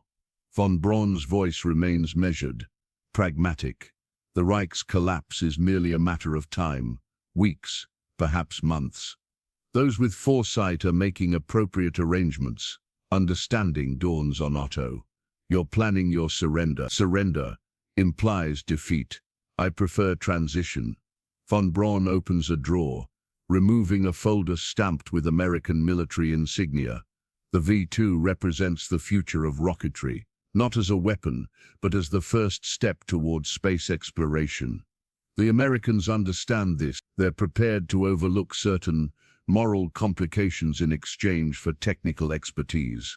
Otto studies the man before him, brilliant, pragmatic, utterly immoral in his dedication to his rockets. Von Braun has served the Nazi regime faithfully, designing weapons that rained terror on civilians, employing slave labor to build his creations. Now he prepares to offer the same expertise to the victors, washing the blood from his hands with technical papers and visionary promises. "And you're telling me this because?" Otto asks carefully. "Because I'm offering you the same opportunity." Von Braun slides a document across the desk, travel orders for Otto's transfer to Peenemünde, signed by Brenner himself. "From there, arrangements can be made. Your expertise would be valuable to the American rocket program. You're offering to save me." Otto makes no move to touch the document. "I'm offering a practical solution that serves both our interests," Von Braun corrects. "Your moral qualms about the V-2 program are ultimately irrelevant. The technology will advance with or without you. Better to guide its development toward peaceful applications than to die in a futile gesture of resistance." Otto considers the technical journal on Von Braun's desk, the pursuit of knowledge divorced from its human consequences. How easily the rocket scientist compartmentalizes, separating his work from its deadly impact. The same compartmentalization that allowed Otto to design guidance systems while knowing their purpose. "What about your colleagues?" Otto asked. "The engineers and scientists who won't receive American dispensation?" Von Braun shrugs slightly. "War creates winners and losers, Herr Müller. We have an opportunity to be among the former." The cold calculation repels Otto even as he acknowledges its pragmatic logic. The offer tempts him: survival, continued work, potential redemption through peaceful applications of his expertise. The morally compromised path that might, ultimately, serve greater good. Yet something within him recoils from Von Braun's frictionless transition from one master to another, from the easy absolution the scientist grants himself. Otto's sabotage wasn't merely technical resistance, it was atonement, penance for his complicity. "I need time to consider." Otto finally says, neither accepting nor rejecting the offer. Not much time remains. Von Braun replies, glancing toward the window where distant anti-aircraft batteries stand, silhouetted against the evening sky. For any of the air raid sirens begin their banshee wail at 02:17 exactly. Otto is awake instantly, having dozed fully clothed on his cot in the engineer's rest area. His SS guards, startled from deeper sleep, scramble for their weapons and protocol manuals. All personnel to designated shelter areas, blares the announcement system. This is not a drill. Allied bombers approaching from southwest vector. Organized chaos erupts throughout the facility. Workers rush toward reinforced shelter zones while security personnel establish control points. The mountain that houses the Mittelwerk provides natural protection against conventional bombing, but direct hits to the entrance tunnels or ventilation systems could prove catastrophic. Otto joins the stream of personnel moving through the corridors, his guards maintaining close proximity despite the confusion. His hand closes around the factory master key in his pocket, delivered by Greta during a seemingly accidental collision in the cafeteria hours earlier. The small metal object represents his final opportunity. At junction C17, emergency lighting bathes the concrete walls in eerie red glow. Otto pauses, appearing to lose his balance against the wall as a distant explosion reverberates through the mountain. In that moment of calculated stumble, he drops a pencil from his breast pocket. "Excuse me," he murmurs, bending to retrieve it. As he straightens, Otto pivots suddenly, driving his shoulder into the first guard's sternum while simultaneously sweeping the man's legs. Years of suppressed rage fuel the precisely calculated force. The guard falls backward, skull connecting with concrete with a sickening crack. The second guard reaches for his sidearm, but Otto is already moving, driving stiffened fingers into the man's throat. The guard chokes, gasping for air, his weapon clattering to the floor unfired. Otto delivers a final decisive blow to the temple, and the man crumples beside his colleague. No time to check if they're dead or merely unconscious. Otto drags both bodies into a nearby utility closet, strips the second guard of his uniform jacket, and continues down the corridor, wearing the SS garment over his own clothes. A crude but effective disguise in the emergency's confusion. The factory key grants access to maintenance tunnels that bypass the main corridors. Otto moves with purpose through the labyrinthine passageways, retrieving hidden components from predetermined locations, the detonator from behind an electrical panel, wiring from a ventilation duct, the timer mechanism from inside a fire extinguisher case. With practiced hands, Otto assembles the final explosive device as he walks, each component clicking into place with engineer's precision. The completed device fits in his palm, small but powerful enough for its specific purpose. He sets the timer for 17 minutes. Time to reach the primary target and clear the blast radius. The main production floor stands eerily empty, evacuation procedures having cleared non-essential personnel. Massive V-2 rockets in various stages of assembly loom like silver giants in the cavernous space. Otto moves past them toward his true target, the precision manufacturing jig that forms the guidance system housing. Without this specialized equipment, production would halt indefinitely, regardless of how the war progresses. As Otto approaches the target, a voice cuts through the distant wail of sirens. "I suspected you might attempt something during the confusion." Otto turns to find Hauptsturmführer Brenner, stepping from behind a partially assembled rocket, Luger pistol aimed steadily at Otto's chest. The SS officer appears completely unruffled by the emergency around them. "Von Braun informed me of your meeting," Brenner continues, moving closer with predator's grace. "He thought you might accept his offer. I knew better." Otto calculates options, the explosive device concealed in his palm. "The war is lost, Hauptsturmführer. These rockets won't change that reality." "Perhaps not. But every British civilian they kill represents proper payment for German suffering." Brenner's thin lips curve in a cold smile. "Your sabotage ends tonight, Herr Müller." A massive explosion rocks the facility closer than previous blasts, powerful enough to shake dust from the ceiling. The lights flicker momentarily. Brenner's eyes dart upward for a fraction of a second. The instinctive reaction of a man, however, disciplined to potential death from above. Otto seizes the momentary distraction, hurling a nearby wrench toward Brenner while diving behind the equipment cart. The pistol cracks, bullets striking metal where Otto had stood. He rolls beneath the massive guidance jig, scrambling to the opposite side as Brenner fires again. "You cannot escape, Miller," Brenner calls, voice echoing in the vast space. "The facility is sealed. Even if you kill me, you'll never reach the surface." Otto places the explosive device against the jig's central hydraulic system, activating the timer. 16 minutes. He needs to draw Brenner away from the target. "Perhaps not," Otto calls back, moving between rocket assemblies. "But I can ensure these rockets never fly." Another explosion, closer still. The mountain shudders. Emergency lighting flickers, plunging sections of the production floor into momentary darkness. The Allied bombing is intensifying, finding its mark despite the facility's concealment. Brenner advances methodically, pistol tracking each shadow. "Your British friends are wasting their bombs. The mountain protects us."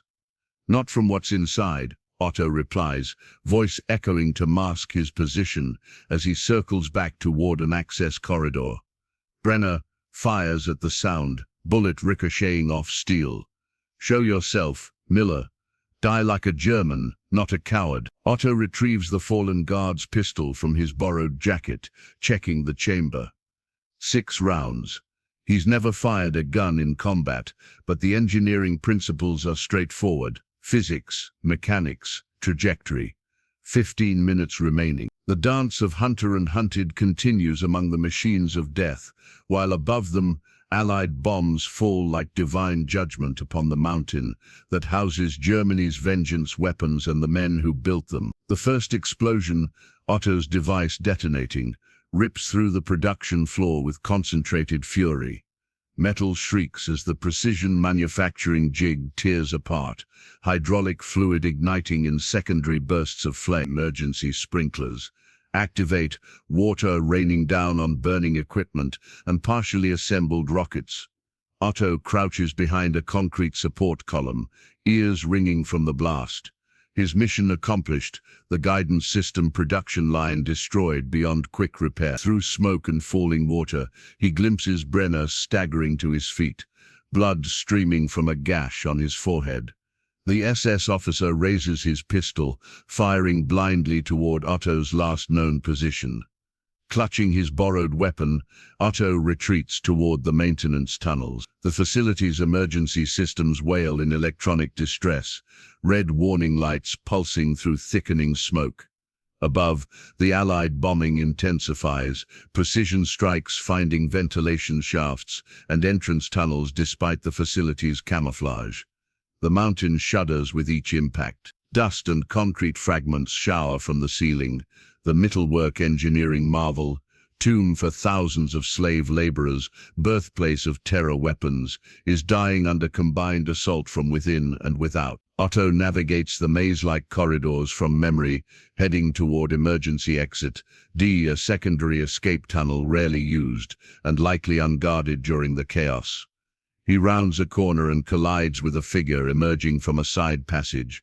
Herr Miller. Greta steadies herself, recognition flashing in her eyes.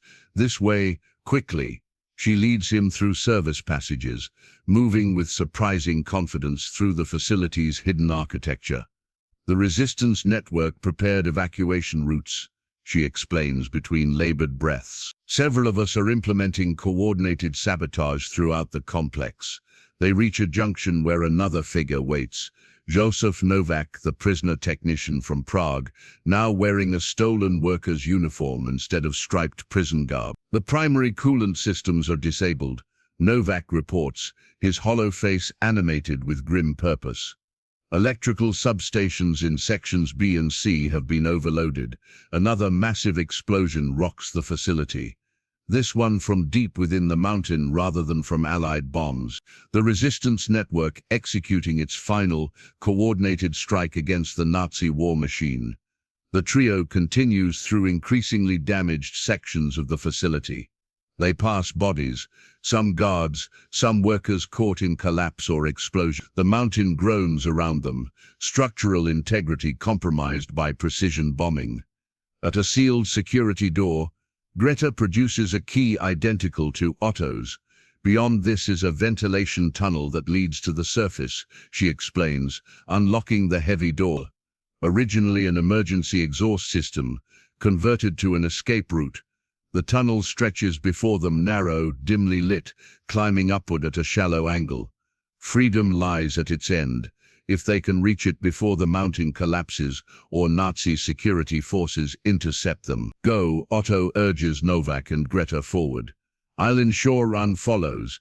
A gunshot echoes in the corridor behind them. Brenner appears at the far end, limping but determined, pistol raised.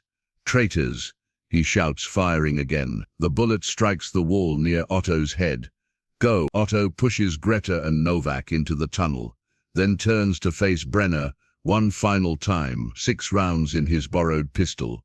Otto raises the weapon, engineer's mind calculating trajectory and force as he squeezes the trigger.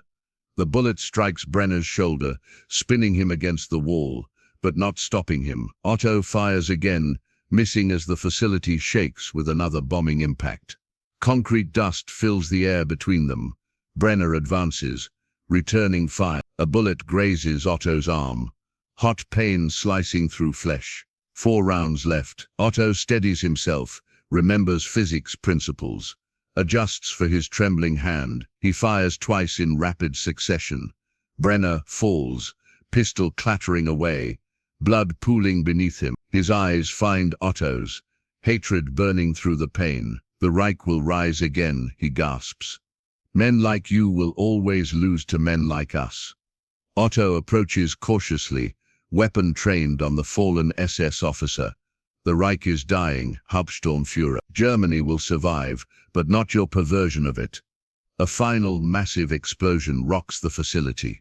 The ceiling begins to collapse. Otto turns and runs for the escape tunnel, sealing the security door behind him, as concrete and steel rain down in the corridor beyond. The tunnel seems endless, climbing upward through solid rock, air growing fresher with each labored step. Otto's wounded arm throbs with his pulse, leaving a trail of blood droplets on rough stone. Ahead he glimpses Greta and Novak, nearing a patch of grey daylight. Finally, the tunnel mouth, a concealed opening in the forested mountainside, camouflaged from aerial observation. Otto emerges into early morning light, lungs filling with fresh air for the first time in days. The forest stretches before them, offering concealment from Nazi patrols and path to Allied lines now pushing into Germany. From this vantage, Otto sees the Mittelwerk facility burning, multiple entry points collapsed, smoke pouring from ventilation shafts. Allied bombers circle overhead, completing their mission with methodical precision. The mountain has surrendered its secrets and its weapons to fire and earth. In his pocket, Otto feels the weight of his compass with its false bottom, containing microfilm documentation of the V-2 designs and manufacturing processes, knowledge that might serve reconstruction rather than destruction in the world that will emerge from war's ashes. Greta touches his arm gently, stanching blood with a torn cloth. We should move quickly. SS patrols will search the area once the bombing ends. Otto nods, taking a final look at the dying facility. The engineer who helped build it, then helped destroy it, turns away from his creation and destruction alike, following his companions into the forest's protective embrace and whatever uncertain future awaits beyond.